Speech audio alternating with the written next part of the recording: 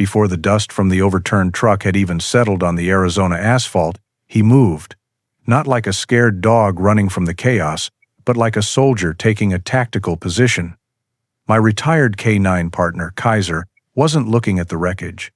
His eyes were locked on the shadows at the edge of the highway, and what he saw there made my blood run cold. It wasn't just a wild animal, it was a 15-foot nightmare, and in that instant, I knew this wasn't just an accident. It was a choice, and Kaiser was about to make a sacrifice that would change everything. Please consider subscribing to our channel so you don't miss these meaningful stories, and we'd love to know, where in the world are you listening from today? The Arizona sun beat down mercilessly on the cracked asphalt of a lonely stretch of highway. A mangled semi-truck lay on its side, a plume of black smoke staining the otherwise clear blue sky. John Peterson, a retired sheriff with a face etched by years of sun and sorrow, squinted through the haze. His German shepherd, Kaiser, a sable and black dog of about 8 years with intelligent amber eyes and a sturdy build despite his age, whined softly beside him. Kaiser, John knew, sensed the unease hanging heavy in the desert air just as he did. They were the first to arrive at the scene. A livestock carrier ripped open like a discarded tin can, its precious cargo scattered amidst the debris. Amidst the twisted metal and splintered wood, a lone black Angus cow stood trembling. Her large brown eyes darted nervously, her pregnant belly a stark reminder of the vulnerability in this chaotic tableau. John felt a familiar pang of sympathy. He'd spent enough years in law enforcement to witness his share of accidents, but there was something particularly unsettling about this one, the sheer helplessness of the animals. He reached out a comforting hand towards Kaiser, his fingers running through the dog's thick fur. Then, a movement in the dusty scrubland caught John's eye. A ripple in the dry grass, growing steadily larger. A massive Burmese python, easily 15 feet long with intricately patterned scales, slithered out into the open. Its beady eyes, black as obsidian, fixed on the distressed cow, Daisy. A collective gasp arose from the few other motorists who had stopped at a safe distance. Before anyone could react, before John could even fully process the horrifying reality of the situation, Kaiser sprang into action. With a low growl that rumbled deep in his chest, Kaiser surged forward, placing himself squarely between the lumbering cow and the approaching constrictor. John's heart lurched. "Kaiser, no!" he yelled, his voice cracking with a raw desperation that echoed across the desolate highway. The sight of his aging companion facing such a formidable threat ripped open a barely healed wound. It was Mark all over again. His son, Mark Peterson, his only child, had been a K9 officer too, Kaiser's handler and partner. John could still see Mark's determined young face, feel the crushing weight of the news that had shattered his world 5 years ago. Now, watching Kaiser stand his ground with unwavering courage, the memories flooded back, sharp and agonizing. It was as if a piece of Mark, his loyalty and bravery embodied in this magnificent dog, was facing death once more. The desert air suddenly felt thick with the ghosts of the past, and John could only watch in helpless dread as the standoff unfolded under the unforgiving Arizona sun. The wail of approaching sirens sliced through the tense silence. Within minutes, 2 Arizona Highway Patrol cruisers and an animal control truck screeched to a halt, creating a barrier against the growing line of onlookers. An officer from Animal Control, a stocky man in his late 40s named Miller with a no-nonsense demeanor, stepped out, his hand resting warily on the tranquilizer rifle slung over his shoulder. His eyes took in the scene with a practiced coldness. A terrified cow, a massive python, and a German shepherd that, to him, was an unpredictable variable in an already volatile situation. "Sir, you need to call your dog back now," Officer Miller commanded, his voice firm and loud. "We need a clear line of sight to neutralize the threats." John's jaw tightened. He knew what neutralize meant. It was the standard procedure, the cold calculus of public safety, where an animal's life was weighed and often found wanting. "You will do no such thing," John stated, his own voice, though raspy with emotion, carrying the unmistakable authority of a man who had worn a badge for 30 years. "That dog is not a threat. He's the only thing keeping that cow alive." Officer Miller took a half-step forward, his expression a mixture of impatience and pity. "Sir, I understand you're attached to your pet, but we have a python loose on a highway. I can't have a civilian dog interfering. Now, call him back, or I'll have to remove him." "He is not a pet," John said, his words sharp and clear, cutting through the desert heat. He straightened his back, meeting the officer's gaze without flinching. "His name is K9 Kaiser. He served 3 decorated years with the state police alongside my son, Officer Mark Peterson." The name hung in the air, a testament to a life given in service. "Kaiser is a fully trained police dog. He's not interfering. He's containing. He's doing the job he was trained to do." John's voice softened, the anger replaced by a profound, aching grief. He recounted Kaiser's history, not just the commendations for bravery, but the story of Mark's final call. He told them how Kaiser had defended his fallen partner, refusing to leave his side even as the paramedics worked, a loyal guardian until the very end. "I made a promise to my boy," John concluded, his voice thick. "I promised I would look after his partner. That dog is all I have left of him. He is a hero, and you will treat him as such." A heavy silence fell over the officers. They were no longer looking at just a dog. They were looking at a veteran, at the living legacy of a fallen comrade. Officer Miller slowly lowered his hand from his rifle, his gaze on Kaiser now filled with a dawning respect. The fragile truce shattered as the python made its move. With a horrifying swiftness, the thick, muscular body glided forward, and a single coil looped around Daisy's trembling foreleg. The cow let out a low, panicked cry, pulling back against the tightening band. The moment had come. Officer Miller, his face grim, lifted his rifle to his shoulder again, the metallic click echoing in the tense air. This time, there would be no discussion. The animal had engaged, and protocol was absolute. But then, Kaiser did something that defied all instinct. Instead of lunging or barking frantically, the German Shepherd took a half-step forward, lowering his head slightly. A deep, low-frequency rumble, more a vibration than a sound, emanated from his chest. His body was a study in controlled energy, his amber eyes fixed on the python's head, not with aggression, but with an unwavering, analytical focus. He shifted his weight, a subtle, deliberate movement, as if he were measuring his opponent, assessing its response. It was at that moment that a dusty SUV pulled up, and a woman in practical cargo pants and a polo shirt stepped out.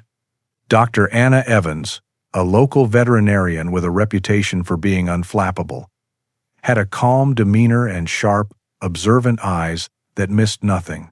She took in the scene, her gaze immediately locking onto Kaiser's peculiar behavior. "Hold your fire," she said, her voice even but authoritative. "That dog, he's not fighting, he's strategizing."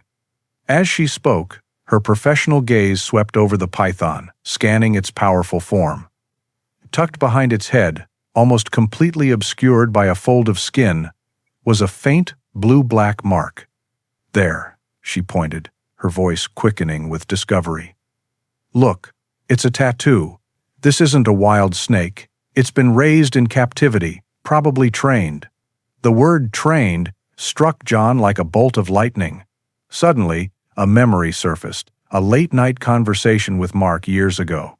His son had been describing advanced canine training, how they taught the dogs to handle non-standard threats, to direct and influence other animals using specific vocal cues and body language. A wild, desperate idea began to form in his mind. He stepped forward, his eyes pleading with Officer Miller and Dr. Evans. "Let me try something," he said, his voice barely a whisper. "Let me talk to him. Let Kaiser handle this. He knows what to do." The proposal was met with stunned silence. To let a dog, even a trained one, try to negotiate with a 15-foot python that was actively constricting its prey was not just against protocol. It was unthinkable. After a tense, drawn-out moment that felt like an eternity, Officer Miller gave a single, reluctant nod. That was all John needed. He took a deep, steadying breath, his focus narrowing until the only two beings in his world were himself and his dog. "Kaiser, watch," he commanded, his voice low and even, a quiet command that carried across the shimmering heat. It was the start of a silent conversation, a dialogue of trust honed over years of partnership. Kaiser began his dangerous dance. He moved with a liquid grace that belied his age, circling the python with rhythmic, calculated steps. There was no aggression in his posture, only intense concentration. He used the low rumbles in his chest and subtle shifts in his body to draw the serpent's attention, pulling its focus away from the terrified cow. Slowly, miraculously, the plan seemed to work. The python, perhaps responding to commands it vaguely remembered from a life before abandonment, began to loosen its grip. The thick coil around Daisy's leg unraveled like a heavy rope, and a collective sigh of relief rippled through the onlookers. Hope, fragile and precious, began to blossom in the desolate landscape. But the serpent was a creature of instinct. Driven by hunger and stress, the unfamiliar commands had only held its attention for so long. In a flash, its calm demeanor vanished. With a speed that was terrifying to behold, the python reared back and lunged, not at Kaiser, but at Daisy, the easy, vulnerable prey. Time seemed to stop.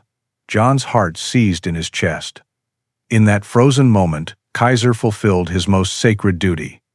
With a guttural bark that was both a challenge and a warning, he launched himself forward, a blur of sable and black fur.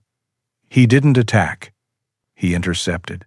He threw his own body directly into the path of the striking snake. The sickening thud of the impact was followed by a sharp, agonized yelp from Kaiser as the python's fangs sank into his shoulder. He collapsed onto the hot asphalt, a dark patch of blood immediately beginning to bloom on his coat. The heroic act, however, had saved Daisy and created the opening the officers needed. As the python was momentarily occupied, the animal control team surged forward, expertly ensnaring the creature and securing it. But John saw none of it. His world had crumbled. He ran, his legs leaden, his throat raw from a name he couldn't scream. "Kaiser," he choked out, falling to his knees beside his fallen friend. The same paralyzing fear he'd felt in a sterile hospital room 5 years ago washed over him.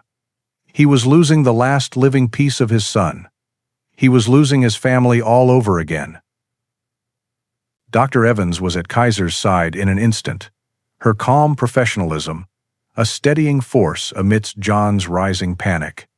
With practiced hands, she applied pressure to the wound, her sharp eyes assessing the damage as John held his friend's head, whispering words of comfort and encouragement. The minutes stretched into an eternity as she worked to stabilize him right there on the scorching asphalt, the fate of this hero hanging precariously in the balance. As she cleaned the wound, preparing to stitch it, she paused, a look of sheer disbelief crossing her face. "This is incredible," she breathed, her voice a mixture of urgency and awe. "The bite isn't as deep as it should be. It's almost as if he knew exactly where to take the hit." She pointed to the thickest part of Kaiser's shoulder muscle, then to the puncture marks in the tough fabric of the old K9 vest he still wore beneath his fur. He turned at the last second. He presented the safest possible target. It wasn't just a sacrifice, John. It was a calculated, tactical maneuver. He saved himself so he could continue to protect others. 1 year later, under a kinder Arizona sun, a different scene unfolded. John Peterson stood leaning against a white fence, looking out over the rolling green pasture of Mark's Legacy Ranch, a sanctuary he had founded with the outpouring of donations that followed Kaiser's story. Daisy, healthy and content, grazed peacefully. Nuzzling at her side was a sturdy little calf with bright, curious eyes, a calf everyone simply called KJ, for Kaiser Jr. Kaiser himself lay resting in the shade of a large mesquite tree. He was a little slower now, a little grayer around the muzzle, and a proud silver scar marked his shoulder, a permanent map of his courage. His amber eyes, however, were filled with a profound peace. He was the gentle guardian of this haven for retired service animals, his new purpose clear. As Daisy and KJ ambled over, the little calf nudged Kaiser's head with a soft affection, a weekly ritual of gratitude between the saved and their savior. John watched them, a gentle smile touching his lips. The crushing weight of his grief had finally eased, replaced by a quiet purpose that had settled deep in his soul. Kaiser had not just saved a life that day on the highway. He had saved John, pulling him from the depths of his sorrow and giving him a new mission. In honoring his dog's loyalty, he had found the perfect way to honor his son's legacy, creating a place where heroes, both two-legged and four, could finally find peace. Kaiser's story reminds us that true loyalty isn't just a feeling we have, but a choice we make every single day.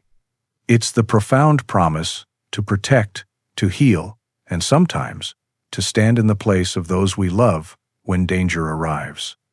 This powerful bond connects us all, and we are truly honored to share these moments with our community.